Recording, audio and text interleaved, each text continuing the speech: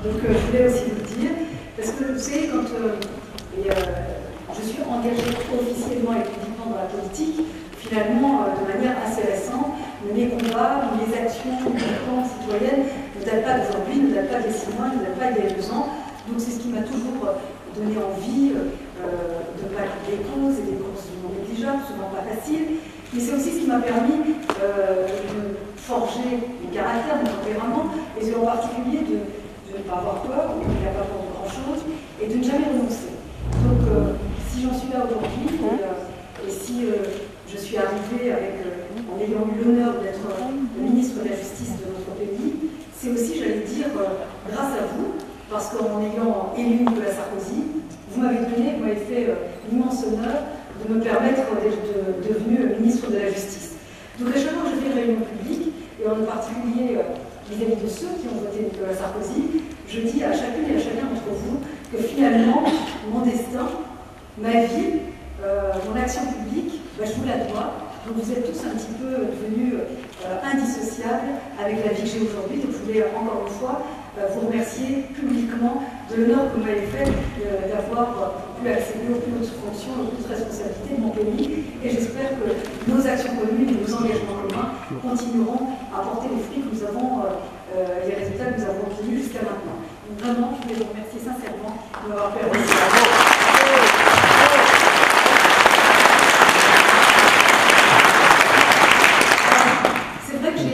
Chers amis, j'ai accepté cette invitation pour de nombreuses raisons.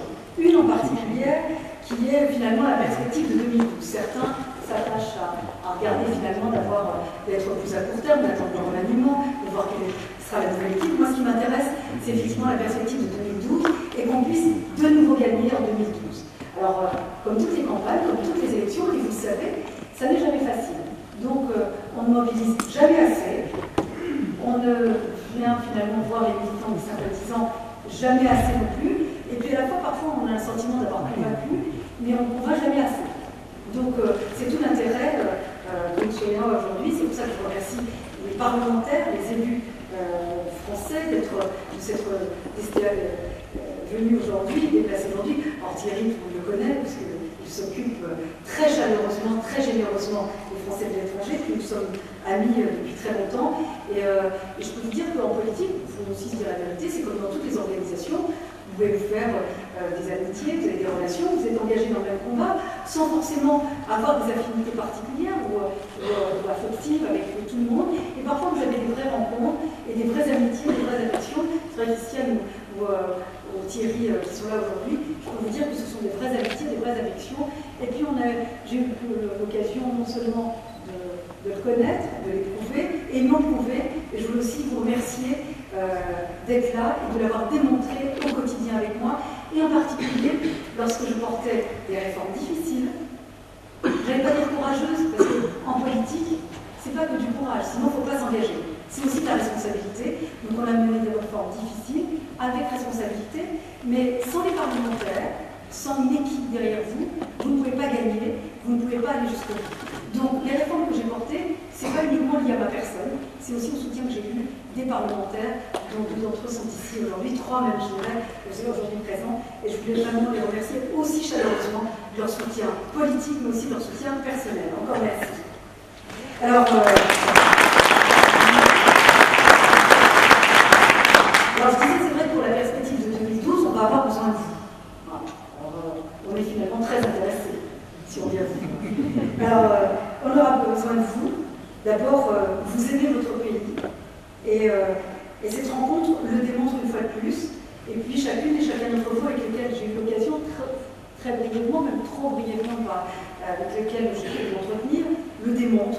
Notre amour pour la France, pour notre pays, ça nous encourage encore plus et ça me donne encore un peu plus envie, effectivement, non seulement de vous convaincre, même si pour certains vous êtes majoritairement convaincus, et c'est mieux encore de le refaire, mais vos voix comptent autant que les autres. Je n'allais pas dire que souvent on oublie, mais parfois on oublie, et parfois on oublie moins, ne serait-ce que quand on gagne. Parce que quand on est si nombreux que vous à l'étranger, la victoire de Nicolas Sarkozy, c'est fait aussi grâce à vous. Vous savez, quelques jours après, parfois l'élection peut basculer. Donc, si on vient vous voir, c'est aussi pour vous remercier, mais aussi continuer à vous convaincre. Alors, parmi vous se trouvent également des Marocains, même des binationaux. Votre présence parmi nous aujourd'hui et votre amitié, finalement, nous honore. Je sais, chers amis, que vous avez constitué un livre blanc, parce que j'en ai eu plusieurs exemplaires dédicacés, certains avec des mots d'encouragement, de soutien, d'autres des mots plus personnels, plus affectueux. Et donc ce livre blanc, je l'ai. Et tout à l'heure, les travaux vont être restitués par Jean-Luc Martinet. Et vous y faites des propositions extrêmement intéressantes. Et je le disais, nous devrons en tenir compte. Et c'est vrai que vous avez un rôle à jouer, parce que les propositions et les travaux que vous avez effectués sont d'un grand intérêt. Et n'attendons pas trop longtemps pour en parler, pour diffuser, pour l'expliquer, finalement pour parler tout à l'heure de glossaire, pour le vulgariser, si je peux m'exprimer ainsi, parce que c'est comme ça aussi qu'on fera bouger les choses. Alors vous êtes plus de 2 millions de Français dits de l'étranger, ce n'est pas négligeable, je le disais. Nous avons besoin de vous, de vos expériences, de vos idées, mais aussi de votre dynamisme. Alors ne lâchez rien, soyez toujours plus actifs pour faire entendre vos idées, comme vous le faites encore aujourd'hui, comme le démontre cette manifestation importante, qui j'espère se renouvellera de plus en plus, parce que j'ai pu savoir qu'il y allait avoir de nombreuses réunions sous diverses formes, parce qu'on m'a invité déjà à plusieurs, donc il faut continuer à le faire. Et puis, on a besoin de vous pour construire la France de demain, et on voit les difficultés que nous avons à faire passer des réformes. Regardez la réforme des retraites, qui semblait évidente, nécessaire au départ, qui semblait moins facile au milieu, et puis finalement, aujourd'hui qu'elle est passée, on a l'impression que c'est déjà derrière nous.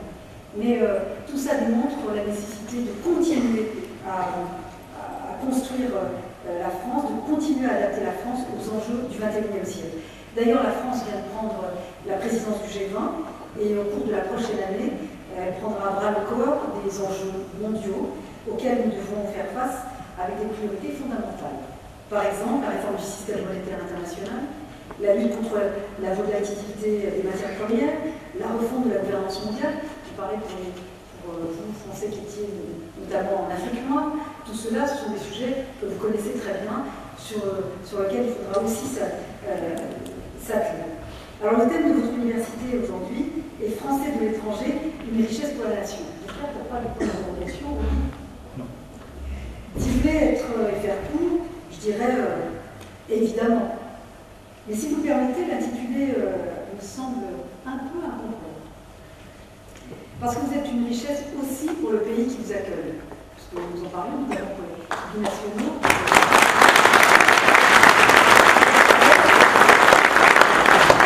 Et vous avez, si j'ose dire, une responsabilité supplémentaire, celle de représenter notre pays, nos valeurs, dans un autre pays. C'est une véritable responsabilité. Et dans le même temps, en vivant dans ce beau pays, vous aussi, vous vous imprégnez des valeurs de la culture marocaine. Vous pouvez contribuer aussi à lutter contre les préjugés. Le Maroc est un pays résolument tourné vers l'avenir.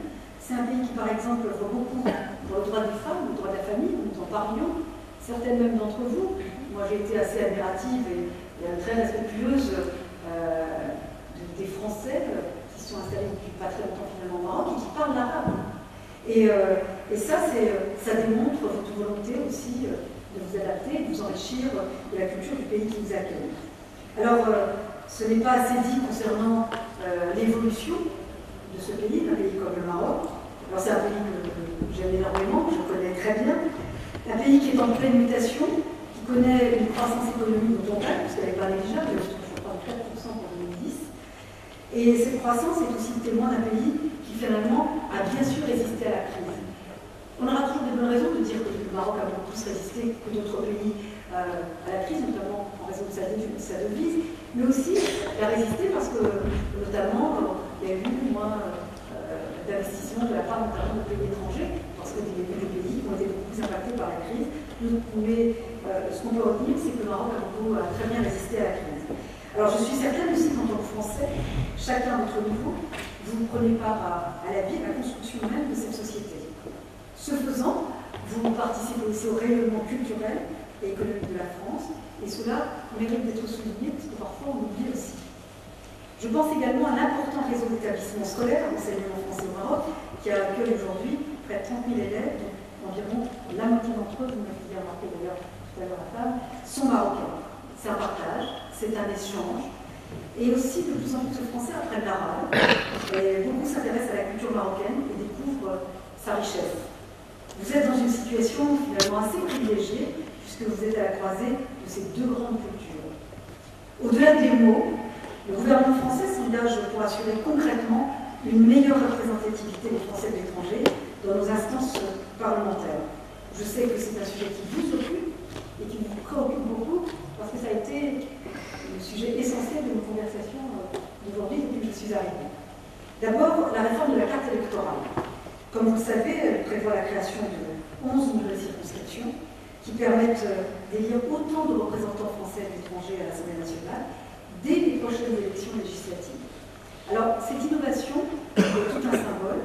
D'abord, celui d'une France qui veut écouter ceux des siens, qui contribuent à son rayonnement à travers le monde, qui ont une expérience à nous transmettre pour aussi réformer notre pays, qui, avec finalement, vous avez une plus grande réalité du monde qui aujourd'hui évolue de plus en plus et de plus en plus vite. Alors, l'idée n'est pas de minorer le formidable travail trop méconnu accompli par les représentants de l'Assemblée des Français de l'étranger, qui élit lui-même les 12 sénateurs représentants des Français de l'étranger depuis 1982. Mais l'élection de ces 11 nouveaux députés viendra, je pense, plutôt compléter le dispositif représentatif existant pour vous permettre d'avoir une voix aussi forte que celle de nos compatriotes qui vivent en France. Il en va de l'égalité face à la représentativité. Ce n'est pas parce que vous vivez à quelques milliers de kilomètres de Paris que vous ne devez pas participer pleinement au débat public. Vous votez pour le président de la République. Donc on ne peut pas se passer non plus de vos idées, de vos convictions. On ne peut pas avoir uniquement besoin de vos votes ou de vos voix. Vous devez aussi être pris en compte et entendu dans vos préoccupations et aussi dans vos convictions. Par ailleurs, je suis député européen en Île-de-France et depuis une loi de 2003, la France est en effet divisée en 8 grandes circonscriptions au lieu d'une grande circonscription nationale. L'objectif qui était visé était finalement une plus grande proximité entre les citoyens et leurs représentants au Parlement européen. Alors, c'était aussi sans compter que cette loi est d'ailleurs très difficile, pour ne pas dire impossible, pour les citoyens français comme vous, inscrits sur les listes consulaires hors de l'Union européenne, de participer à ces élections. Avec l'entrée en vigueur du traité de Lisbonne, la France désormais bénéficie de 2 sièges supplémentaires au Parlement européen. Alors, dans un projet de loi qui a été présenté au Conseil des ministres, le gouvernement a souhaité que l'un de ces 2 nouveaux députés soit le représentant des Français de l'étranger au Parlement européen. Il y avait eu plusieurs options, celle-ci a été retenue. Cette mesure, elle paraît évidente et nécessaire parce qu'il n'y a pas de raison que vous n'ayez pas un représentant à part entière qui participera en votre nom au débat européen. Il sera mieux de relayer vos idées, car vous connaissez mieux que quiconque les réalités du terrain dans les pays dans lesquels vous vivez. Alors, en particulier dans cette région du monde, ce qu'on semble aussi oublier, ça paraît évident ce que je rappelle, mais quand vous êtes au cœur du débat, quand vous êtes dans l'action, parfois ça ne vient même pas à l'esprit. Mais dans cette région du monde, les enjeux sont indissociables de l'avenir démographique, de l'avenir social, environnemental. On parle du protocole de Kyoto, qui en a voulu le sommet de Copenhague, de l'Union européenne. Vous allez nous obliger à voir la réalité telle qu'elle est. Parce que l'Union européenne, ça n'est pas une île, et la France encore moins. Alors s'il est un sujet européen sur lequel nous devons pouvoir compter sur vous, vous, Français établis dans un grand pays bordant la Méditerranée, c'est également celui de l'avenir de l'Union pour la Méditerranée. Vaste projet, grand projet, beau projet, qui a été initié le 13 juillet 2008, qui est issu de ce qu'on appelle le processus de Barcelone, où la France, qui venait de prendre la présidence de l'Union européenne, avait accueilli des dirigeants venus des 43 pays, aujourd'hui membres de l'Union pour la Méditerranée. Alors c'est vrai que j'entends comme vous que le sommet des chefs d'État, de gouvernement des pays membres de l'Union pour la Méditerranée, qui va se tenir à Barcelone à la fin de la semaine prochaine, pourrait une nouvelle fois être reporté. Alors report ou pas, on comprend toute la fragilité actuelle d'un processus qui est pourtant nécessaire. C'est une réalité, Et tant que je considère, tant qu'il y aura du volontarisme et de la responsabilité, ce beau projet ne pourra pas échouer.